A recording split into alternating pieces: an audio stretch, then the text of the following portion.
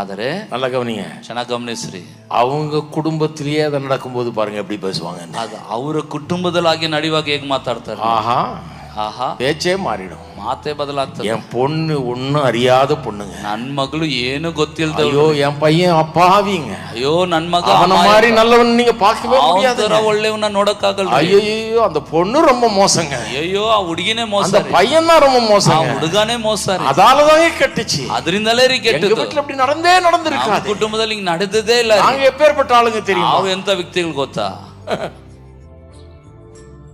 நான் என்ன சொல்றேன், உங்க பொண்ணா இருந்தா உங்க பையனா இருந்தா எப்படி போத்தி போத்தி பேசுறீங்க.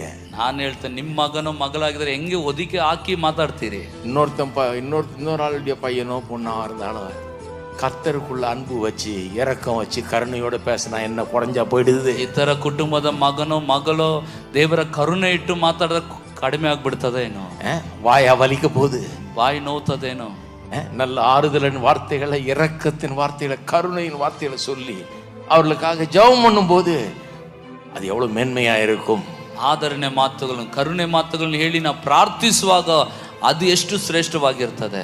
அவர்களை பற்றி பேசுற ஆளுகளை கேட்கும் போது இந்த மாதிரி நான் பார்த்துருக்கேன். நான் ஒரு பாஸ்டர், பாருங்க 40 வருஷத்துக்கு மேல பாஸ்டரா இருக்கேன், அதனால சொல்றேன். 40 ವರ್ಷಕ್ಕಿಂತಲೂ ಹೆಚ್ಚ மறுபடியும் பாக்குறேன் இதை, ಪುನಃ ಇದನ್ನ ನೋಡ್ತೀನಿ.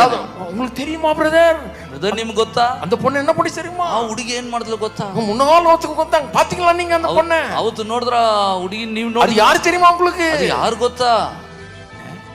என்னாச்சு தெரியுமா? ಏನ್ ನಡೀತು ಗೊತ್ತಾ? அதுக்கு திருமணத்துக்கு என்னாச்சு தெரியும்? ಮದುವೆಗೆ ಏನ್ ನಡೀತು ಗೊತ್ತಾ? என்னை பொறுத்த வரைக்கும் அவங்கள பார்க்கும்போது இவங்களுக்கு வாய் வலிக்காதான்னு யோசிப்பேன் நான். ನನ್ನ ಮಟ್ಟಿಗೆ ಇವರಿಗೆ ಬಾಯಿ ನೋವಲ್ವಾ ಅಂತ ಯೋಚಿಸ್ತೇನೆ. எனக்கு உண்மையாலுமே இதை பற்றி பேசுறதுக்கு வாய் வலிக்குது. ನನಗೆ ಇದ್ರದ್ದು ಇಂಥ ವಿಚಾರಗಳು ಮಾತಾಡ್ಲಿಕ್ಕೆ ಬಾಯಿ ನೋವುತ್ತದೆ. அமைதியா இருந்தா சந்தோஷமா இருக்குது, ಸುಮ್ಮನೆ ಇದ್ದು ಬಿಟ್ರೆ ಸಂತೋಷವಾಗಿರ್ತದೆ.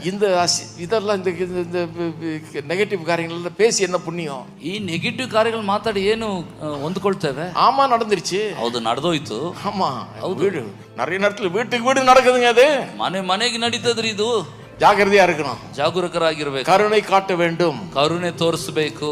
அப்ப பாருங்க எவ்வளவு பெரிய ஒரு வேதனை ஒரு மனைவி பிரிஞ்சு போகும்போது, புருஷன் பிரிஞ்சு போகும்போது.